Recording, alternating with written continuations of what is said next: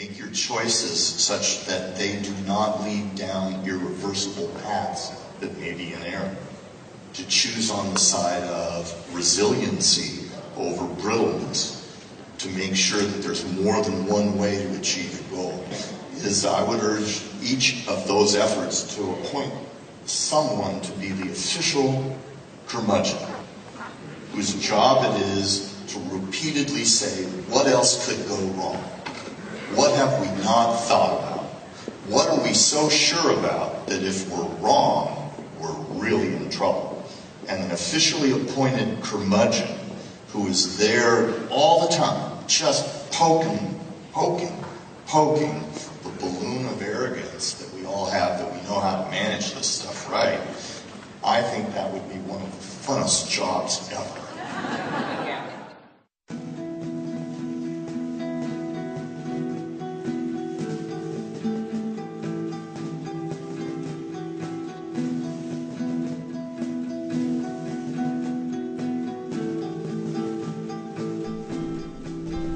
The concept of modification is one which spans human history, modification of the environment and natural surroundings. In modern times, modification has taken a turn into an untested, unknown realm. Right under our noses, genetically modified foods such as corn, wheat, soy, and a host of other staple grain products are being genetically enhanced in ways that surely have not been tested long term, yet are sold at grocery stores nationwide. In the same breath, right above our heads, a different type of modification is taking place, one which encompasses the entire natural environment.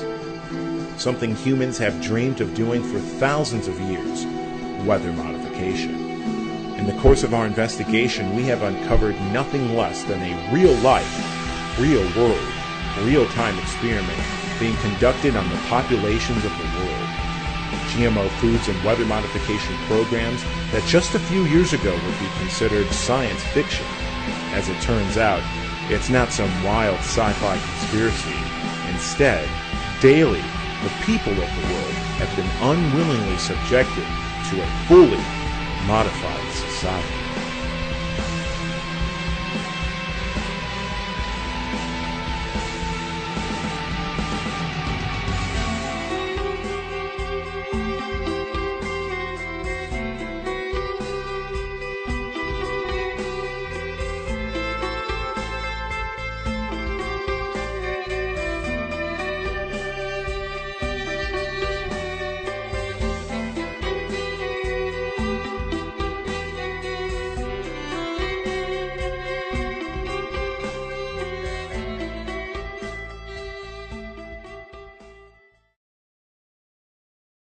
Food is an essential part of survival.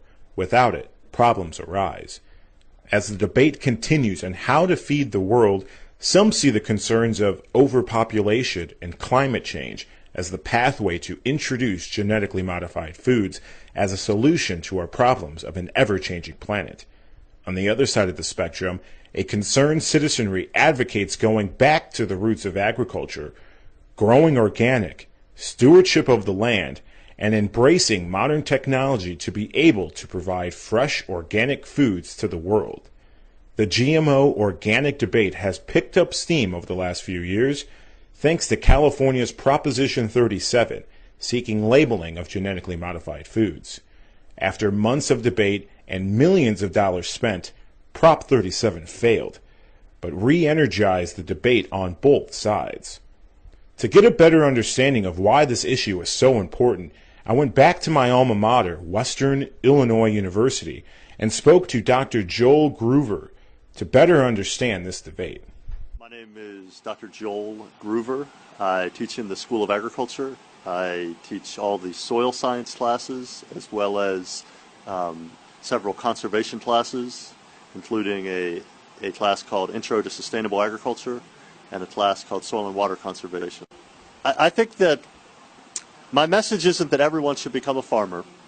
My message is that everyone should be thoughtful about how they access the products of agriculture. Eating is something we all do every day, but there is too little thought that goes into where did that food come from?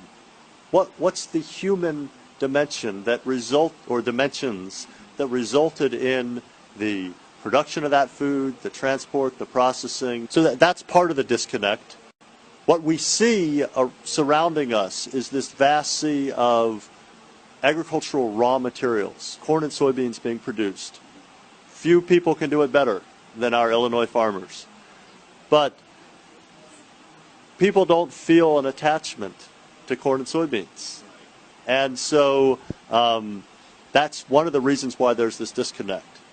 We see corn and soybeans as something that is far removed from the plate, which is true.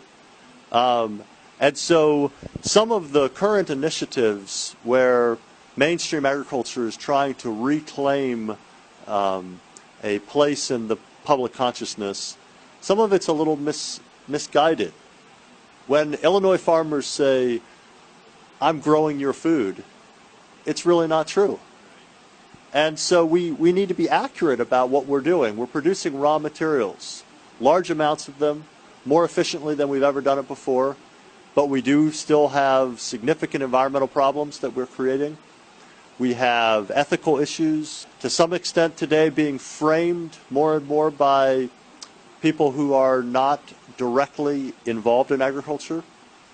That creates problems when people frame the issue but aren't in the issue. It's a paradox that we are faced with right now, that the understanding of agriculture is something that to some extent requires a connection to the people who do it. There's great eloquence coming out of the mouths of people like Michael Pollan about agriculture, but it doesn't replace the direct connection of knowing that your dad or your grandfather or some relative produces crops, does it in the way that they feel is best, and they're not just an automaton in some industrial agricultural machine. They're not just a pawn of an industrial ag company like Monsanto. They're real people. They love their children. They take pride in what they do.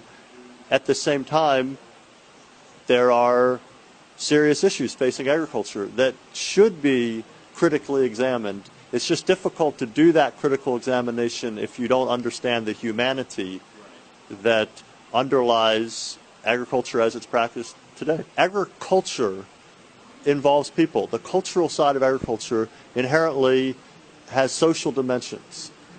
And people in agriculture, while they are business people, they also are people that are willing to take a level of they're willing to make sacrifices that almost no other type of producer in the world would be willing to do.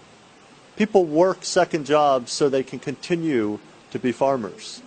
People don't work second jobs so they can continue to manufacture cars.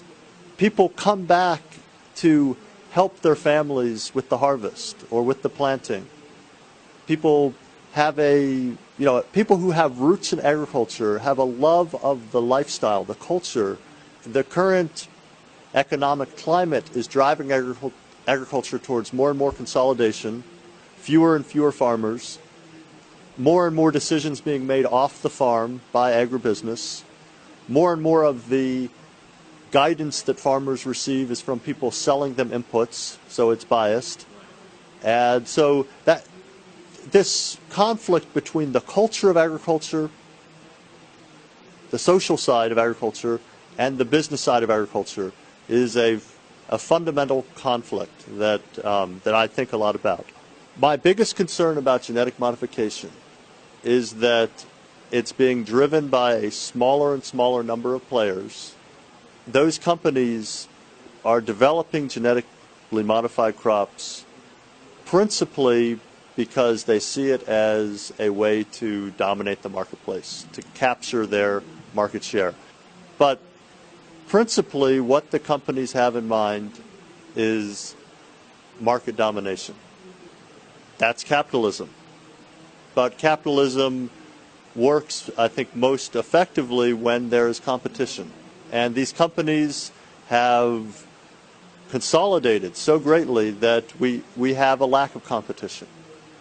And we have diminishing choices for farmers. I think that there are genuine debates going on about the ethics of modifying genomes in ways that we aren't completely sure what is happening. There are genuine debates about whether species boundaries should be crossed. The food chain has such a high level of GMO products in it, and we simply don't have most parts of the food chain are not focused on identity preservation. The whole concept of a commodity is that it's undifferentiated, and so commodity crops generally are not identity preserved. There's little being done to keep one batch of soybeans from mixing with another batch of soybeans. Those are important issues, but in my mind, the biggest issue is the market domination, because it is antithetical to sustainability. Sustainability requires choice, it requires competition, and we are losing choices, we're losing competition, and I don't know whether antitrust legislation is the answer. I think that we need to have limited interference in the marketplace from government, but we need to have the right regulations. We need to have fair regulations that allow the marketplace to function, and I think we are unfortunately moving towards a less functional marketplace because such a small number of companies have such market power or market dominance. After getting a better understanding of the human connection in agriculture, I sought to learn more about GMOs. Why are genetically modified organisms so popular among sectors of the scientific and corporate world? Can GMOs really be helpful? Can they produce food at a quicker rate? And is it safe? To find out, I flew out to Northern California and spoke with a professor from the University of California, Davis. My name is Kent Bradford, and I'm a professor here in plant sciences at UC Davis. I'm also the director of the Seed Biotechnology Center in the College of Agricultural and Environmental Sciences here at UC Davis. Well, Davis has a history, as you say, of being a leader in agricultural technology, genetics and environmental aspects, management, many aspects of agriculture. In terms of the opportunities for genetic engineering, I think that they're enormous. I think we've only seen just the very start of what is potentially possible. In fact, California is certainly not the biggest adopter of the products that we have so far. That is, the primary products that are available are in soybean, corn, cotton, and canola. Those are the major products. What the modern techniques enable us to do is not just bring wholesale changes from other species or from other crops, but in fact target very specific changes that would improve performance or properties that we want. Crops resistant to glyphosate or Roundup, which is fortunately one of the safest agricultural chemicals we have. That is, it's very effective in killing weeds and other plants, but it's extremely low toxicity to most other things, fortunately. 2,4-D is a very old herbicide that we have. It's very effective in certain cases. You probably may use it in a lawn weed killer. But if it's not manufactured properly, and in the large scale that it was being manufactured during Vietnam, there are adverse chemicals that can be in there, dioxin for one, that was particularly bad. Personally, I think we need more options. That is, the high reliance now on the few products we have that use glyphosate resistance has in fact leading to problems. That is, some of the weeds are becoming resistant. We know way before genetic engineering that we need to use different strategies, cultural, herbicide, rotations, all kinds of ways to battle weeds. And the success of that product has led it to be probably overused by farmers. And in fact, they need other options. They need other herbicides. Whether 2,4-D is the one, it does have some issues. It's a very broad spectrum. It can affect other crops and so on. In terms of public safety, all of these products are thoroughly tested by the EPA, and they're not released unless they can be used in a safe and reliable way.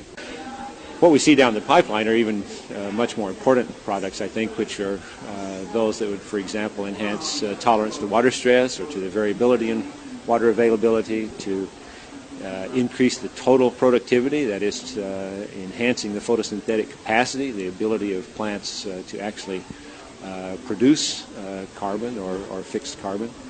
Many of these achievements or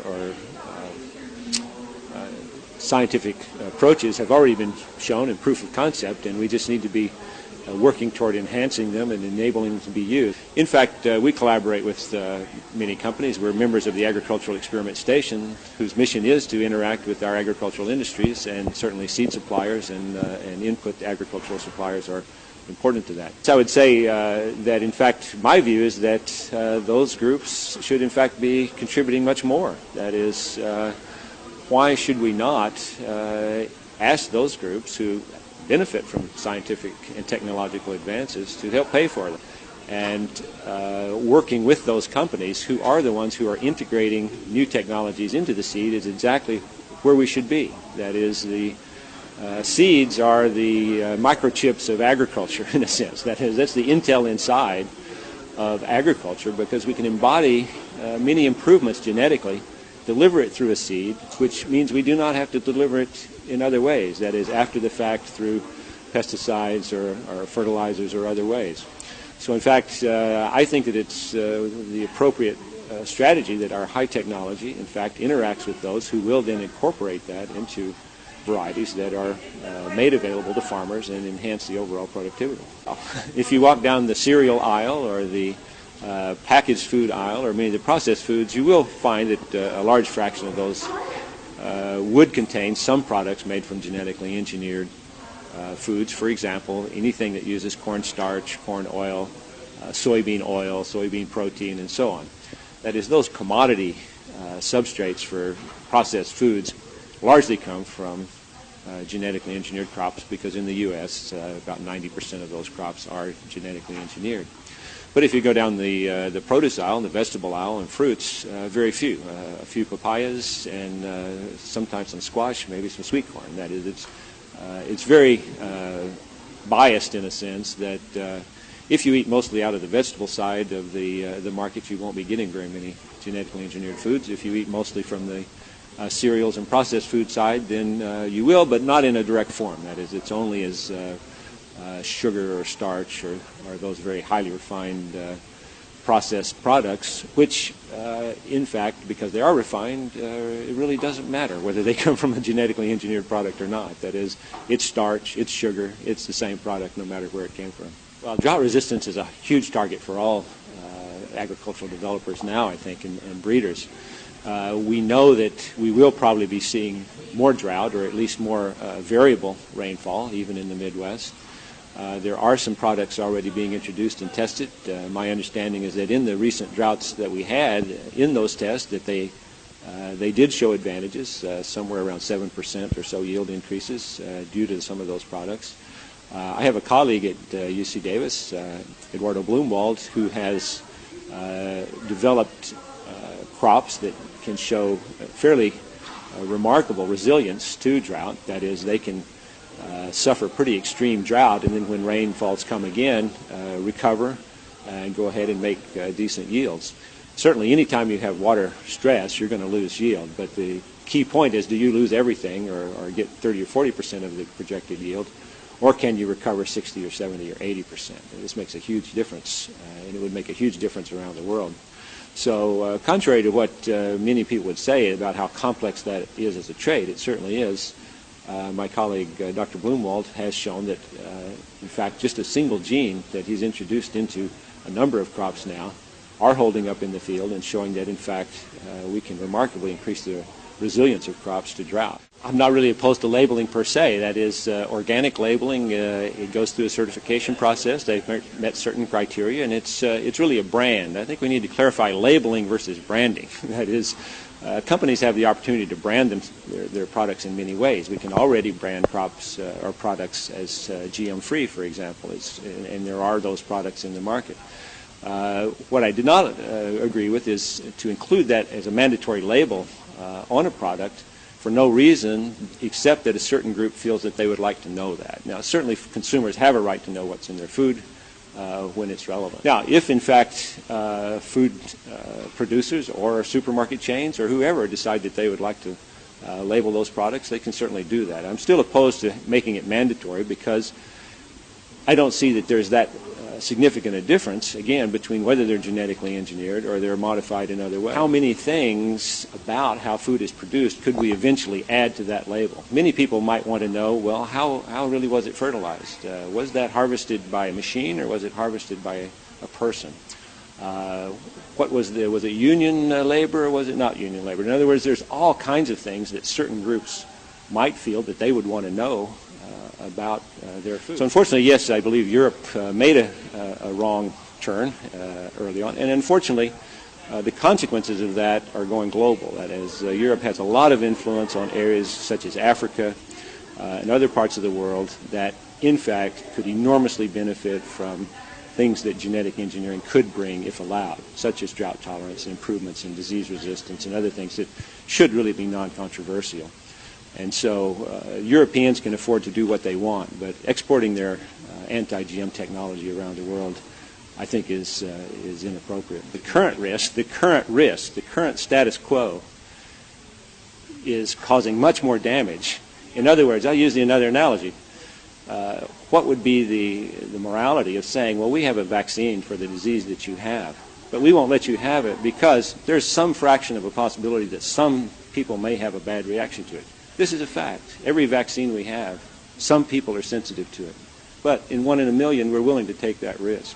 With genetic engineering, many groups are not willing to take any risk. In other words, the pure precautionary principle that many cite wants zero risk whatsoever, no matter what the consequences of not employing that technology are. So how can we, how could we not use the polio virus to stop a known problem on the possibility that sometime in the future there might be possibly some negative? I mentioned also that these are in crop plans. This kind of idea that, well, once we do it, it's a total commitment, we'll never go back, that's not true. We change varieties all the time. If it turns out that some consequence of a particular product we don't like, we just quit using it, just like we do anything else. That is, this is not a once and for all thing. If we were to enable the scientists to really use this technology with proper safety concerns, of course, everything needs to be tested. But if we were enabled to use that, then we would have at least a chance of keeping up with the climate change, the population increases, and so on that are coming down the pike. We need to double food production in the next 30, 40, 50 years in the face of diminishing resources and climate change. And to tie our scientific hand behind our back in this field of food while allowing it to go forward in every other area of technology is not a future that I envision. Overall, I think the benefits greatly outweigh the potential disadvantages because so far none of those have actually materialized. As GMOs continue to cultivate onto the nation's farmland and into our grocery stores, concerned Americans worry that consumption of genetically modified organisms could pose lingering effects not only on humans, but to the soil as well. What do you have against GMOs? What concerns you the most about genetically modified organisms? What concerns me is that they take genes from bacteria and viruses and inject them into plants with unknown repercussions. These genes that have taken millions of years to develop to encode for specific proteins are being messed with on this molecular level. We have absolutely no idea what we're doing. There's no way to control it. We don't know what the repercussions are going to be. And I'm really disappointed that our generation is to blame for releasing something like this. What concerns you the most about genetically modified organisms? What concerns me the most about it is the government and Monsanto lie about the effects of GMOs. What they do to people in the mid-90s when GMOs became very prevalent, the rises of diseases, autism, diabetes, cancer, heart disease, obesity, all are a direct correlation to the rise of genetically modified organisms. What did you study in college, and what is it about drought? They say drought-resistant seeds help produce a stronger yield. It helps produce food during a drought. It would help feed the world during climate change. What do you say to that argument? As an agronomist, I'm familiar with ATRA. If you are interested in finding out the science about organic versus conventional, check out ATRA Organic. They have some scientific studies in which they showed that organic farms in Central America and South America have been able to produce a yield in whenever there's extreme climate conditions, like in hurricanes and stuff like that. You can still produce food from your organic farms, whereas your conventional farms, which have no real soil stability or environmental stability, they just collapse and they don't produce anything in these. So, and the answer to drought and acidic soil is not making crops that are resistant to that. It's adjusting our own style and listening to the earth and listening to what the earth wants to grow there. So if we have acidic soil, then we need to grow blueberries or acidic loving crops. If we have drought, then we need to start growing plants that are more resistant to drought, like rye and oats and stuff like that, and get rid of the wheat. It needs to be more intensive for the area, micromanagement. I do not believe in altering seeds in any way possible. All seeds should be heirloom. They should not be altered in any way possible. It's been proven that Monsanto crops, when they are planted, over a period of years, their yield decreases and more fertilizer is increased. And that will be proven the same with drought-resistant seeds. And Monsanto will have the certain seeds that are resistant to their herbicide sprays, so the farmers have to buy seed from them. Then they have to buy the herbicides and pesticides from them also. So it's kind of a monopoly, for one thing. There's a chemical Monsanto's been talking about, 2,4-D, which was used in Agent Orange, and they add it into their Roundup Ready Extends, and it goes into the food supply. In turn, we eat it. How damaging, from your research, are these chemicals that they put onto the soil that are supposedly trying to kill weeds? So they're in the business of death, first and foremost. That's what these chemicals do. They were originally made to be used in war, like in Vietnam, and before that World War II, and after Vietnam, when they ran out of people to sell their chemicals to for killing people or for killing plants out in Vietnam, they turned to the agriculture market, and now they're putting these chemicals on our soil. And as far as persistence goes, well, they're there forever. And there's even studies that show that the GMO genes, that as we don't know what the repercussions from those are, they're showing up in soil-borne organisms, and those things work their way up through the food chain. The chemicals they use, the pesticides and herbicides, are just extremely poisonous, and we can't help but get residue from that.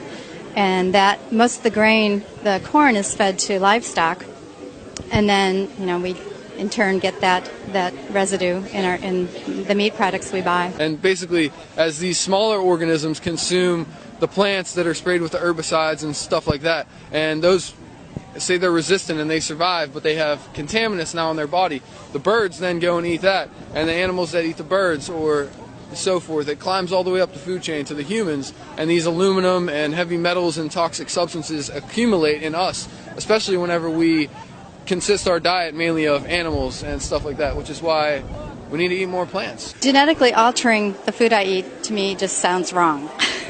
I mean, despite even, I've read scientific research on it too, but just basically it does not sound right to me. I mean, I want to eat food that is fresh, local, that has not been altered with, that does not have extra chemicals, doesn't have hormones, that hasn't been genetically changed. So personally, that's just my feeling. They want to label the products that have direct GMO ingredients, but animals which are fed GMO corn and soybean, and you'll see when you buy all natural beef or chicken, it says asterisk free range and all vegetarian fed, and all that means is that they just gave that animal access to a little 4x4 area of grass, and when it says vegetarian diet, that means they just fed them GMO corn and soybeans. So really, it's no different than just straight consuming the GMO corn. It actually may be more damaging for your body because these animals that have ingested this unnatural food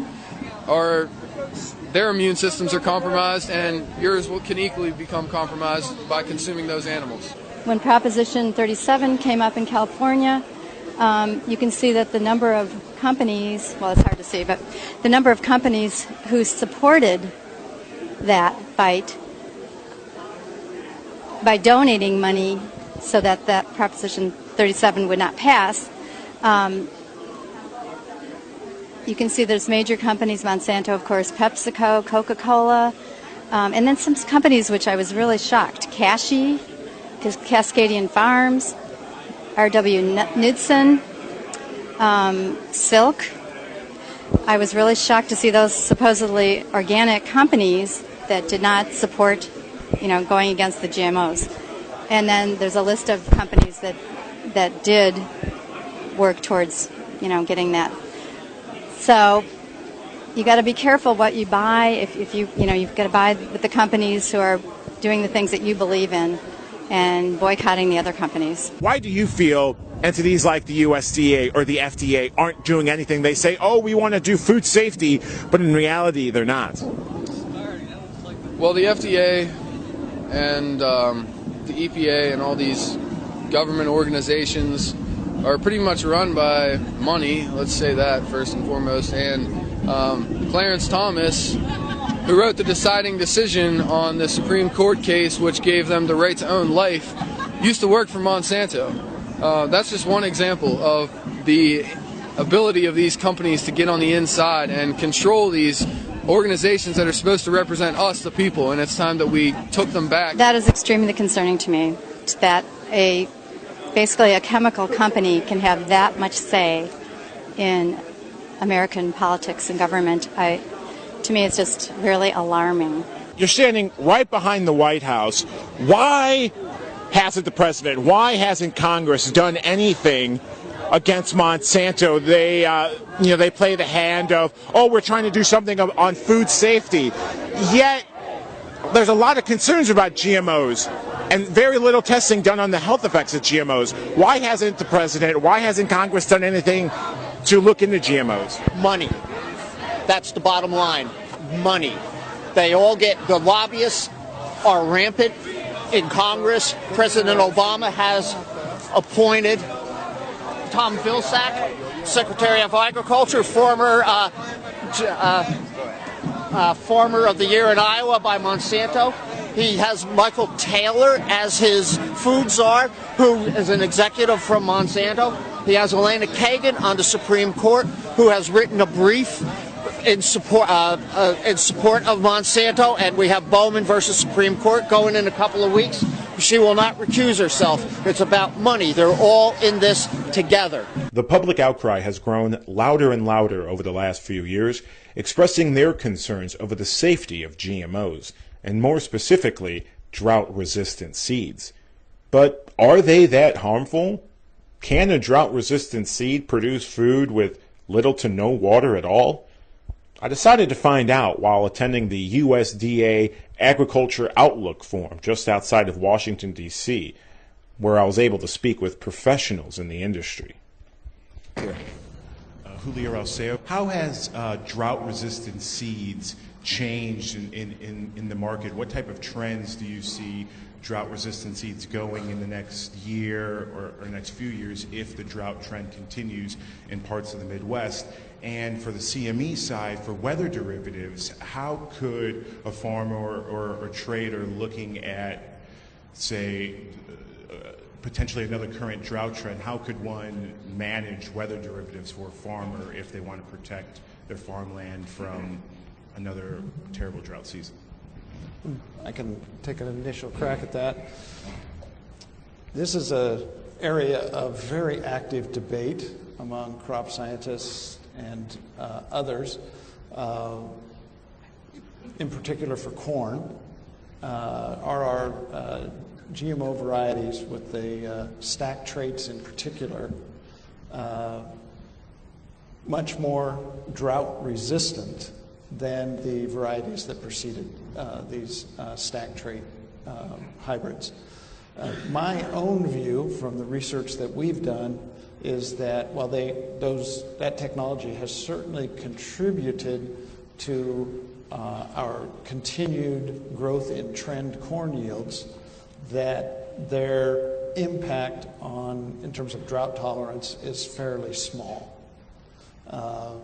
Evidence of that would be we have a crop weather model that we use, and in fact, our predictions with that model based on data for the last 50 years were too high without taking into account any changes in trend due to drought tolerance. So I don't think the evidence is very convincing that our current hybrids have all that much better drought tolerance than they had, say, 15 or 20 years ago. We may have seen a bit of an uptick, a small uptick in the rate of growth in corn trend yields, but I don't think it's been large. We're not going to get to 300 bushels per acre anytime soon.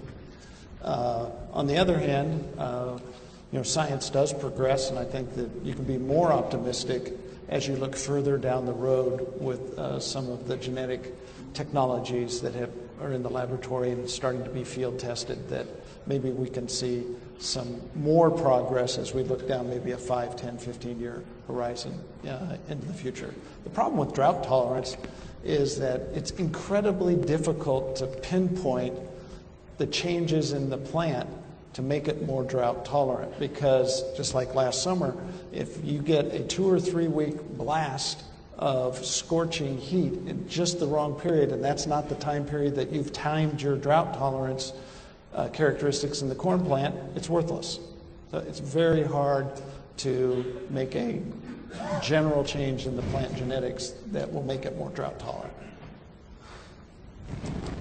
I would just add there is some technology out there, right? So it's coming out, it's adopting. You hear statistics around 6 bushel per acre, 10, 12, depending upon how you do your math, yield increase when in drought stricken areas.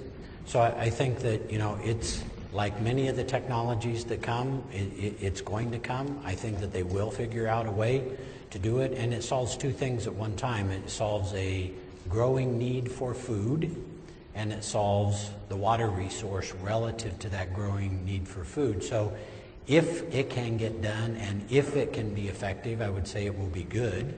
I would also add that, what you heard this morning regarding to synchronous approvals worldwide are a big deal for the industry, and making sure that as we roll these products out, we're able to use those and access markets worldwide that want to take them. So I would just say, as these new things come out, there'll be a lot of dialogue coming on about how fast they're adopted, where they're adopted, and how we do that, all towards an increase in technology. Because if you remember the yield chart, without that, we're going to have a hard time feeding the world.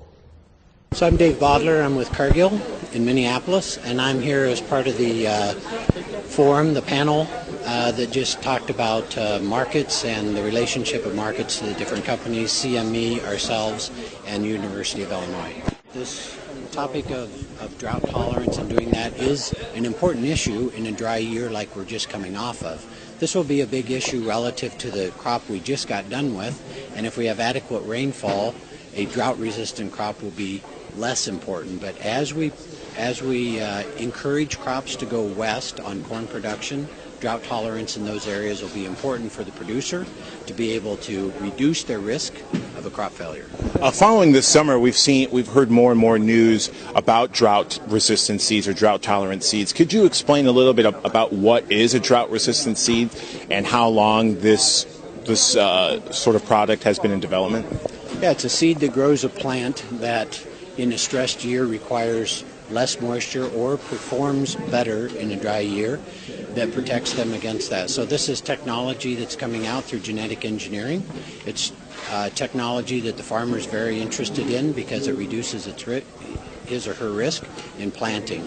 So it's coming out, it's to protect in the bad years, and the good products will come out without any drag on good years when they do have adequate moisture, that they're still able to have their high yielding crops in those years as well. What is the difference, say, from a drought-resistant seed compared to a regular or organic type of seed? Are there differences? Are there any similarities?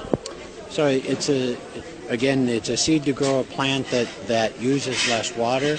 Yes, it's most of them that are coming out are genetically engineered, whether it's genetically engineered or a hybrid has also created a lot of solutions for farmers around risk protection and increasing yields. So it's one of the many things coming out to the farmers to be able to increase production.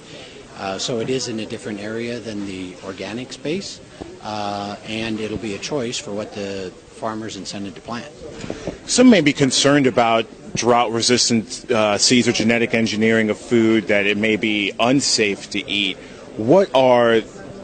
What's the other side of the argument? How safe is genetic engineering of food, and what type of trend will we see genetic engineering of food in the future? I think that the important thing is that we keep the conversation and the facts fact-based. So if we use science and fact-based, that's going to be the key to make sure that we have good products out there for people to use. And then finally, looking at the drought, if Lord willing, that we don't have a drought and things go back to relative normal, will there still be a market for drought-tolerant seeds? And if not, what will a bounce back be?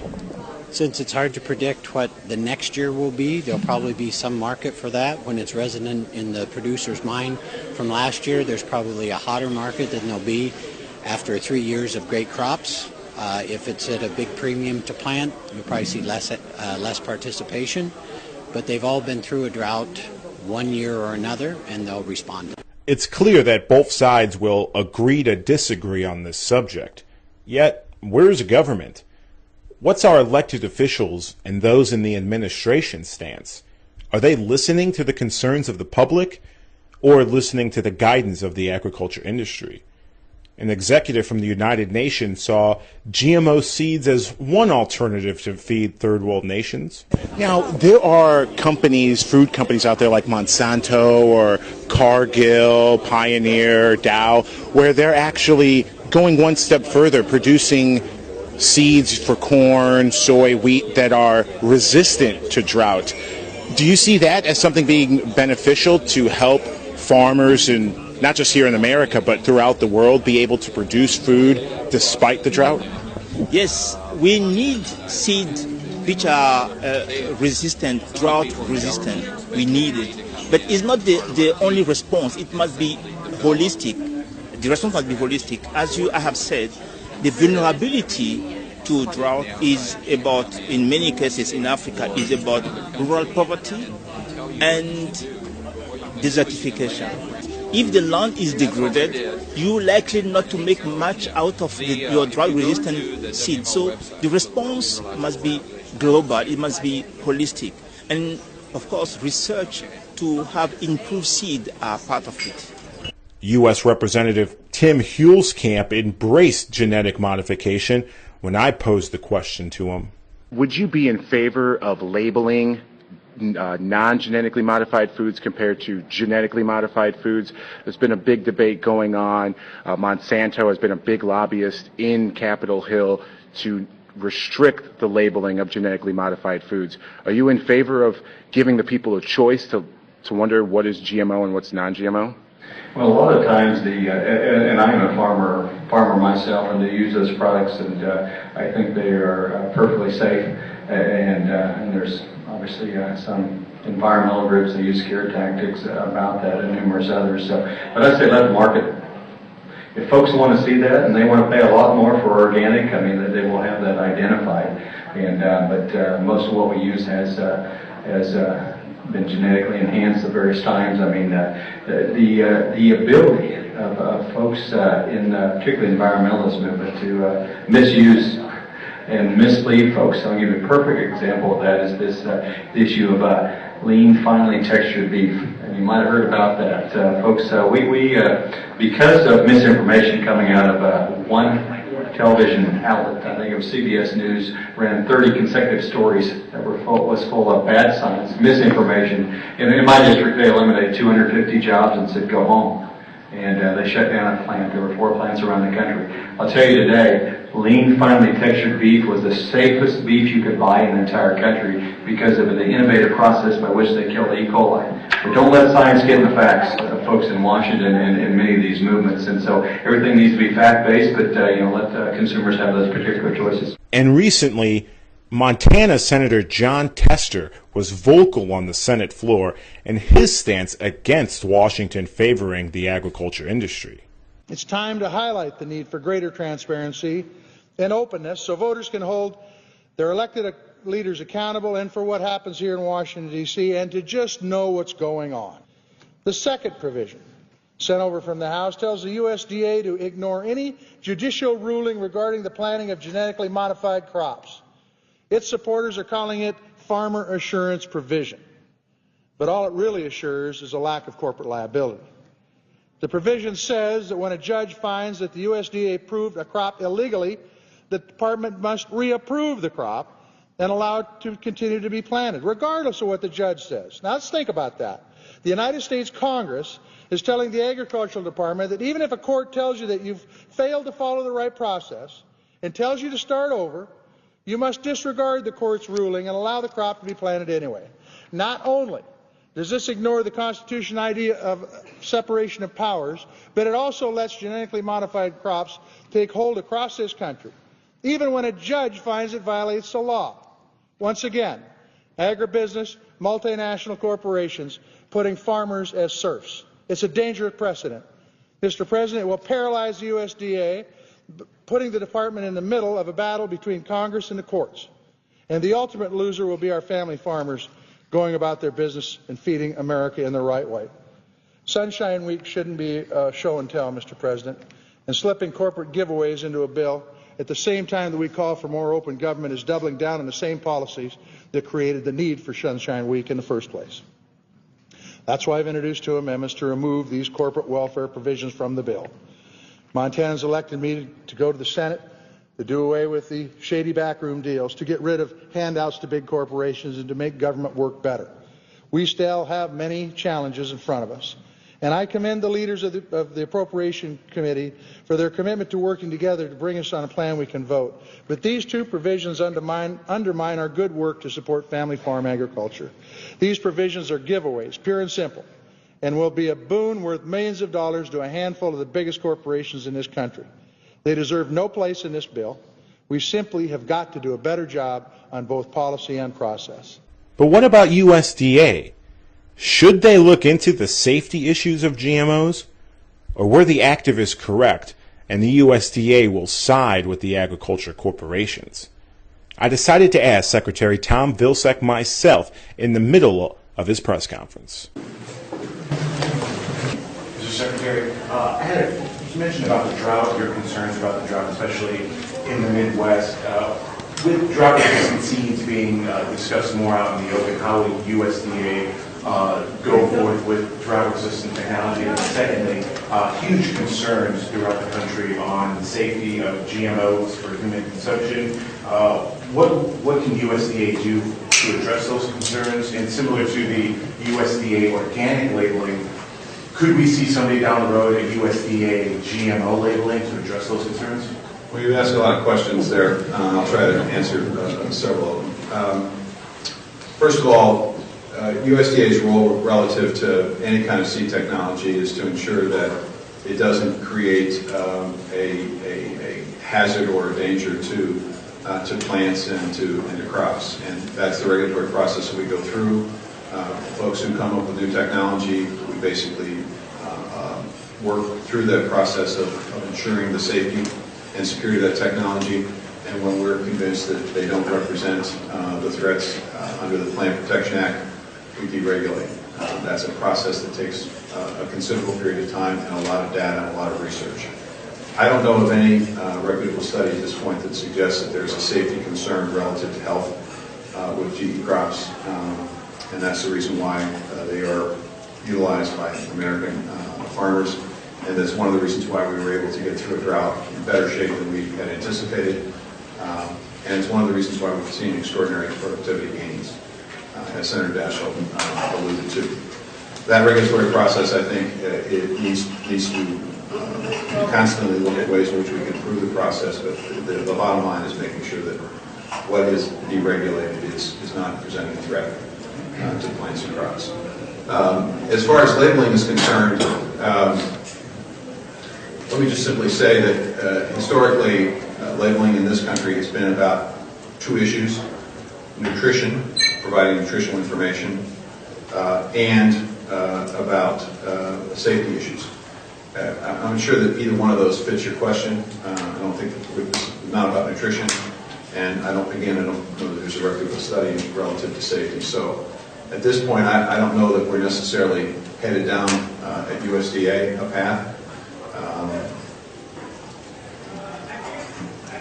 Mr. Secretary.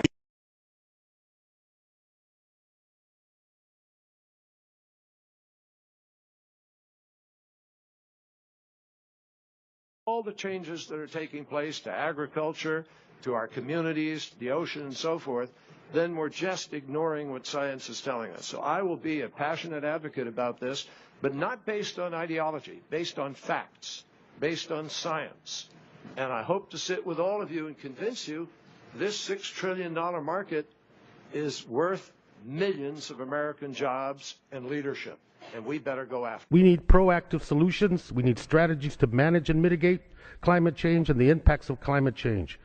The majority has to deal with this question. It cannot be ignored. The Safe Climate Caucus has challenged the majority to a floor debate on climate change. We look forward to that opportunity. And for the sake of the Colorado River, that debate needs to happen. Yield back. Changes in the world's climate are at this point inevitable. It's already happening and affecting our communities, and we can expect these impacts to intensify and accelerate as climate continues to change. In my view, we need to accept these facts and modify our behavior to prevent these effects from becoming cumulatively catastrophic. We can make better choices now to prevent a disaster later. But looking at the likelihood of these extreme weather events, that's something domestic constituencies can relate to. They can relate to poor people. Boxer says we must pass the cap and trade bill or we'll have worse floods, hurricanes, and droughts. They actually believe that we can control the weather. And it's patently absurd. The bottom line is what Obama's poised to do is start regulating CO2. We inhale oxygen, exhale CO2 as a pollutant under the Clean Air Act. There's going to be lawsuits. There's going to be all kinds of delays. Congress is going to try to stop it. I don't know to what effect. In addition to that, there's talk of tax reform occurring, and as part of that, a revenue-neutral carbon tax being put in. As the Washington Post said, it will help fight global warming, and it will bring in, I can't remember the number, $150 billion a year. You think Washington's more interested in fighting global warming through a tax or bringing in $150 billion a year? So that's, and of course, it's carbon neutral because they'll lower some other tax temporarily for a year or so. But what it ultimately means is Washington will have yet another tool in the toolbox that they'll have to tax. They'll have a carbon tax which they can raise at will. They'll have other taxes which will initially be offset, which they'll raise again, and then they'll say that somehow they're saving the planet. So those are the biggest threat: EPA regulations and a carbon tax loom. Some scientists have some really interesting ways to combat climate change. Cloud seeding, climate engineering, carbon taxes. They even go as far as advocating plastic trees to absorb CO2. What are your thoughts when you hear scientists talk about manipulating the weather and doing all these weird things to help save the Earth? Well, Obama's energy secretary wanted to paint roofs white so that we could cool the Earth. You know, I don't even cover geoengineering, what you're discussing, on my website because I think it's so patently absurd and a waste of time. Carbon capture and sequestration, we need to do all this nonsense of everything they're trying to do is an utter futile waste of time. Not about black carbon and soot having, many times the impact on climate that they ever knew. The idea that science is settled. Well, you have new peer-reviewed studies throwing that out just this week. And so what happens is hundreds of factors influence climate. And the idea that CO2 is the tail that wags the dog isn't tenable in the scientific literature. How do we know that? We look at all the other factors, everything from volcanic dust to ocean cycles to the sun, the solar system, cloud feedbacks. And then you look at the past. The medieval warm period, both northern and southern hemisphere globally, was as warm or warmer than current temperatures without benefit of SUVs. So the idea that we're driving a catastrophe isn't held up in the literature. And if you look at the CO2 has been many times higher in the past, we've been cooler, and it's been many times lower, and we've been warmer. The idea that CO2 is a control knob doesn't bear out. In the discussion on how to combat climate change, one of the options discussed is a controversial proposal ripped from the pages of science fiction. The concept of deliberately interfering with the climate isn't a brand new idea. In fact, the idea of weather modification was spearheaded in the U.S.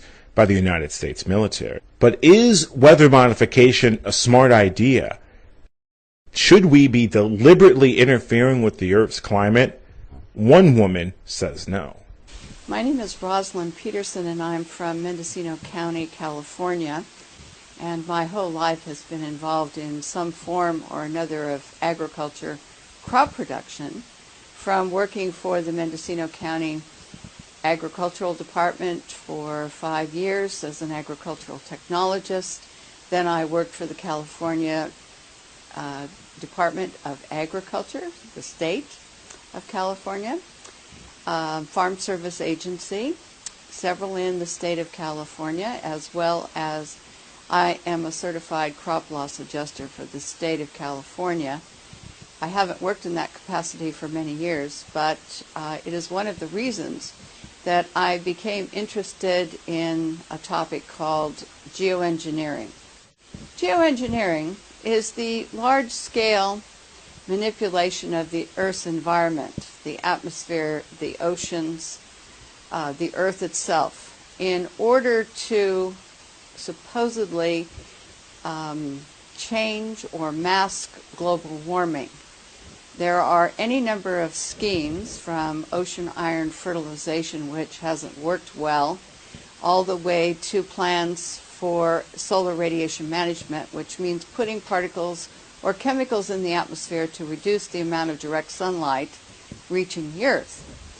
In 2009 and 2010, the UK Parliament and the US House of Representatives Science and Technology Committee met 3 times in the United States and in England, and the reason that they met was to discuss geoengineering and global geoengineering governance, and also to work together toward finding some rules for geoengineering that would be followed, probably without any public oversight, public consent, prior public notification, or any other issues that the public might need to know in order to protect the environment. How long have you been involved in doing research on geoengineering, and what made you get involved to look into this subject?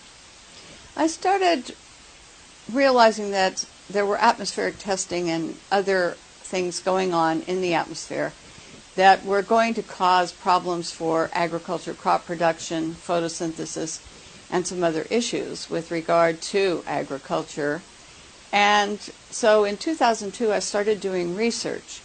Geoengineering started to come onto the horizon and be spoken about in the mid-2000s, about 2004, 2005, and then more and more you'd see more articles, and finally there were these hearings by the U.S. House of Representatives.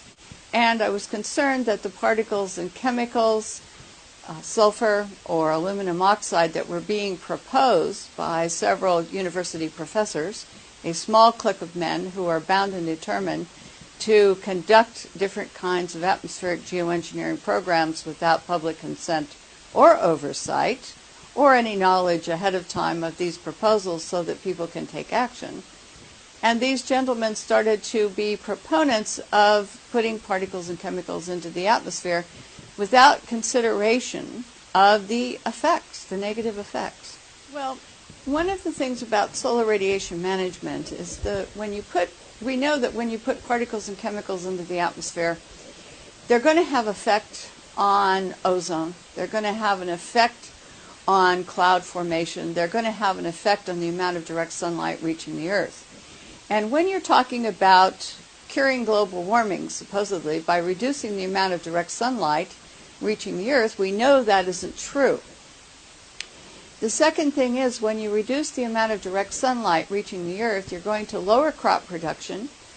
You're going to have incidences of lack of vitamin D, because if direct sunlight doesn't come down to the Earth and touch the Earth, we won't absorb enough vitamin D through our skin in order to lead healthy lives and for our children to lead healthy lives. So we've got the CDC, the University of California, Berkeley, we've got Kaiser Permanente, a large health system agency, all making the statements that we're suffering now from a lack of vitamin D because of increasing cloud cover. And one form of geoengineering is caused by persistent jet contrails. And according to NASA, these contrails turn into man-made clouds. They're composed of jet fuel emissions and water vapor, which is a highly potent greenhouse gas. And the aviation impacts are reducing the amount of direct sunlight through haze and man-made cloud cover. And when you reduce the amount of direct sunlight, and you increase the clouds, you not only change the climate itself, but what you do in this type of geoengineering project is that you reduce the sunlight reaching the Earth, you have lower solar panel power production, you have a lowering of crop production because direct sunlight causes plants to grow healthy and strong due to the photosynthesis process. You begin to also exacerbate global warming in areas like Alaska and the Arctic because with clear skies, heat will evaporate away from the Earth. But when you put in man-made cloud cover, according to NASA and Stanford University studies and other research, you are beginning to trap the heat and you make certain areas warmer, and so therefore they artificially warm. And this impacts our climate, and it changes the Earth's atmosphere enough so that we're seeing the direct effect of climate change already from aviation impacts.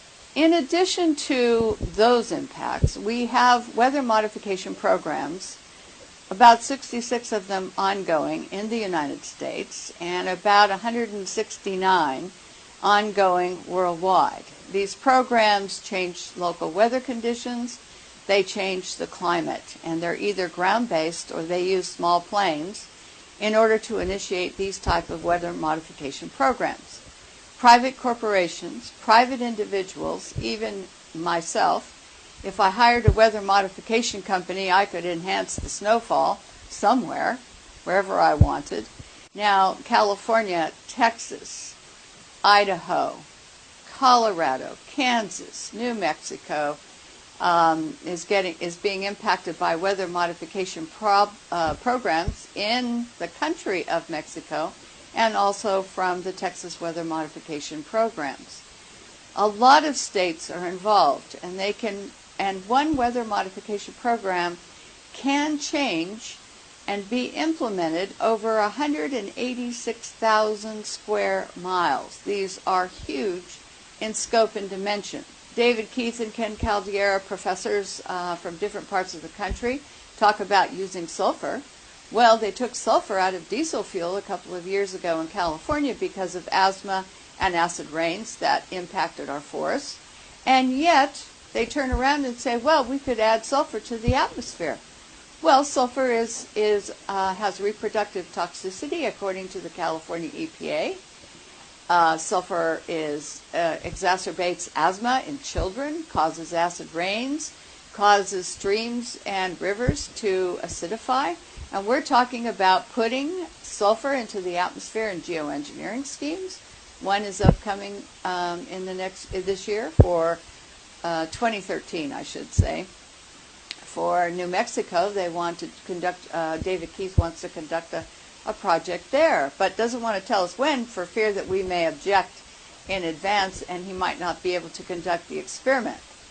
So this is where we have a problem with allowing atmospheric experiments, and also understanding that tree decline just isn't a function of one thing, bugs or drought. It's a function of many things that are going on atmospherically. They don't want the public to have any invite into the conversation on this. And this is where we need to take action, to have an invite into this conversation and to set the rules or to say no before these programs are implemented.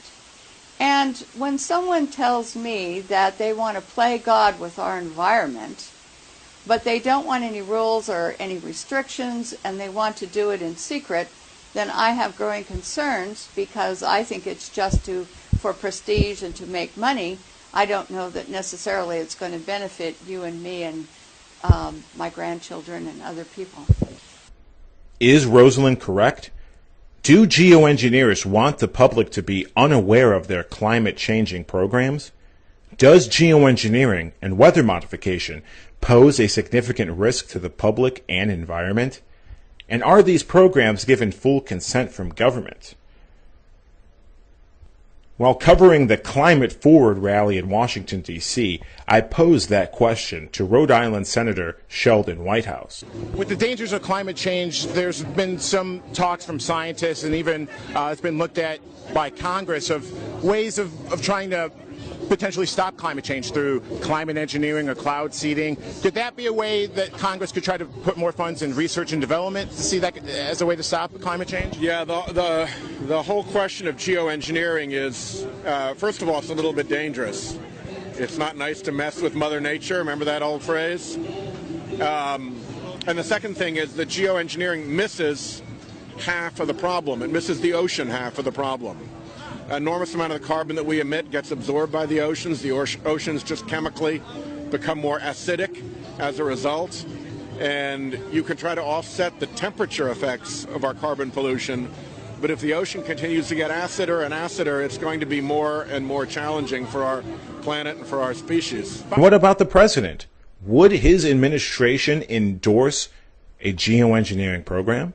Various university scientists are considering techniques such as climate engineering, cloud seeding as a way to help prevent extreme weather. Is that something the president may look into with research and development? On the geoengineering side, this climate engineering side, look, this is something that people have been talking about for a while. This idea that if you can't stop adding to the greenhouse gas that traps heat inside the planet or inside the atmosphere, you might take steps to block some of that heat from coming in the first place. It's an extreme set of measures. I think some people would like to pretend that set of options doesn't exist. Others would like to see more activity on it so at least we understand it, both technically but also internationally, so that one country doesn't go ahead and do it by itself. Right now I think sort of institutions on the periphery of the government are taking the lead on this, the National Academy of Sciences, for example, and others. But I wouldn't expect to see a large push from inside this administration. It would raise an enormous amount of controversy. Now that the senator admits Congress has looked into this issue, what about government organizations that deal specifically with weather? While attending a severe weather seminar put together by a Chicago television station, the director of the National Weather Service admits weather modification research has taken place, but denies present-day operation. This is a rare opportunity to ask the director of the National Weather Service some questions. Louis had agreed to come if we allowed some questions. Do you have questions for Louis? And if so, please stand up, and Louis, you can recognize them. There was a hand way up in the back. Yes, I had a question. With the high-resolution satellite image you're able to look at the National Weather Service, is there any way you could detect whether a weather modification experiment is taking place or cloud seeding? I know in Kansas and Northern California that takes place, and as well as Idaho. Is there any way you can see that in the satellite? And is there a way to communicate that to the public, or do meteorologists have a duty to tell the public about weather modification? Yeah. So I'm not aware of any cloud seeding that was going on for this. I can tell you that in the 70s there was a Project Storm Fury that people started experimenting with seeding hurricanes way out in the Atlantic, and at that point, there were two things that happened. First of all, they had a small sample size, so they couldn't really determine anything with any kind of statistical significance of whether they were having an impact or not. For those scientists so the second thing that happened was for those scientists who claimed they were having an impact, the areas that were subsequently impacted by those storms were ready to sue those scientists. That experiment was ended. So I know there's weather modification that's done under very controlled circumstances, especially out in the West, for water resource purposes. In the East, there was some work that was done in Pennsylvania, and again, if people were claiming that they were successfully deriving more rainfall out of a system for the western part of the state, the farmers in the eastern part of the state said that was rainfall that would have fallen over us. Yeah. And then they started having that kind of battle within the state, and that ended. So it's a very tricky, controversial area, but in real time, we know of no one that was out there doing any kind of seeding. My question is, I've looked at what they call HAMP, or the Hurricane Modification Program that Homeland Security has talked about, and I know there are actually electric companies like the PG&E, Pacific Gas and Electric Company in Northern California that conducts cloud seeding experiments. As a meteorologist, if you can see that on the radar, is it possible to maybe let the public know, oh, there's cloud seeding here in the area, just be cautious? Put it this way, cloud seeding now is done more by private sector, and they don't tell you when they're doing it because they consider it proprietary. Okay. So we do not factor in that type of activity into even our analysis of forecasting. We're just not even made aware of when it's happening.